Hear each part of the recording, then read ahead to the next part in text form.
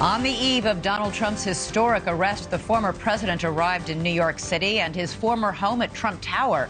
Trump boarded a plane from Palm Beach, Florida, hours earlier, and on his journey to make history as the first former president to be arraigned on criminal charges. As he makes the trip today, we learned of a shakeup in his team of lawyers who will represent him in court tomorrow. He has hired Todd Blanche, a former assistant U.S. attorney who previously repped Trump ally Paul Manafort.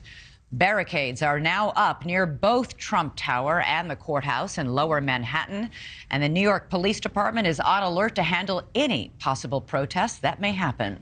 What else do we know on the eve of this historic arraignment? Well, NewsNation's Robert Sherman is down at the courthouse in downtown Manhattan. Robert, what's the scene like down there?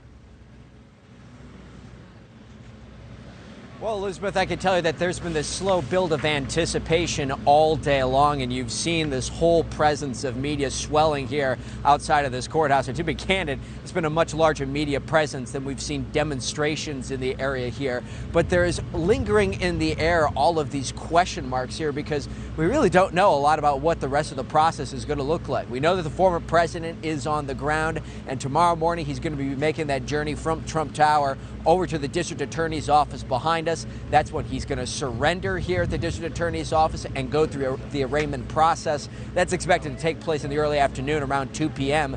Outside of that, though, in terms of what the arraignment will actually look like, even his own legal counsel says, look, these are uncharted waters. There have been a lot of arraignments in that courthouse. This is going to be the first one with Secret Service, though, so we're all going to be waiting to see what all is going to happen here. Elizabeth? You know, we heard this afternoon that the Trump legal team is opposing a move to put a camera in the court for tomorrow's arraignment. Do we know why they're doing that?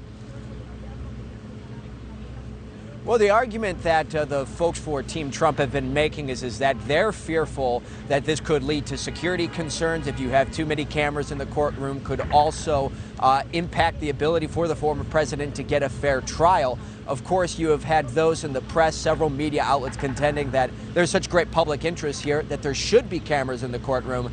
The district attorney's office is leading that up to a judge's ruling. Thank you for watching. Go to newsnationnow.com to find NewsNation on your television provider. And don't forget to click the red subscribe button below to get more of NewsNation's fact-driven, unbiased coverage.